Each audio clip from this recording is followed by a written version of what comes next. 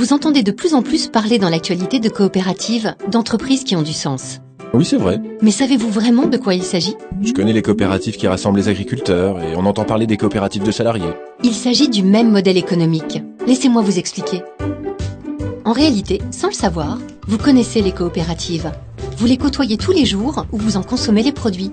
Quand vous faites vos courses au supermarché, quand vous achetez vos lunettes, vos articles de sport, les jouets de votre enfant, il y a de fortes chances que vous soyez dans un magasin coopératif.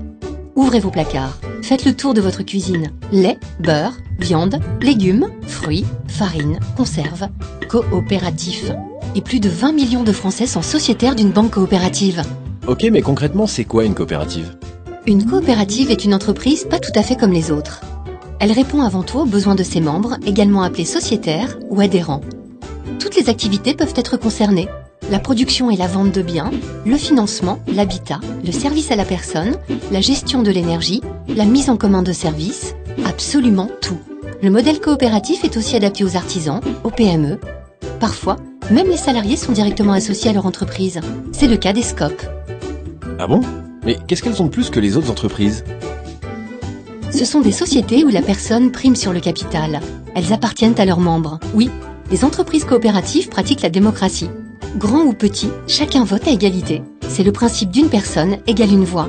Chaque coopérateur participe aux grandes orientations de son entreprise. J'imagine que ça doit marcher avec des petites entreprises, mais difficilement avec des grosses. Détrompez-vous, une coopérative est une entreprise, donc il y en a de toutes les tailles. D'ailleurs, en France, certaines sont leaders sur leur marché et se déploient à l'international. Tout est une question d'organisation. La démocratie s'organise à tous les échelons. La coopérative place toujours le sociétaire au cœur de sa stratégie. C'est assez original comme idée. La force d'une coopérative, c'est que la richesse créée sert le territoire, participe au développement local et à toute l'économie française. Le développement local? La richesse créée n'est pas redistribuée à des actionnaires extérieurs. Une part des résultats est partagée entre les membres et une part est mise en réserve dans la coopérative. Ces réserves impartageables assurent la solidité financière de l'entreprise au fil des générations et lui permet de développer ses activités et d'investir sur son territoire. C'est bien généreux, votre système. Généreux n'est pas le terme exact. Disons que chacun y trouve son compte entre bénéfices personnels et intérêts collectifs. C'est de la solidarité. C'est un modèle qui a fait ses preuves depuis plus d'un siècle. De plus en plus d'entrepreneurs, de sociétaires partagent leurs valeurs.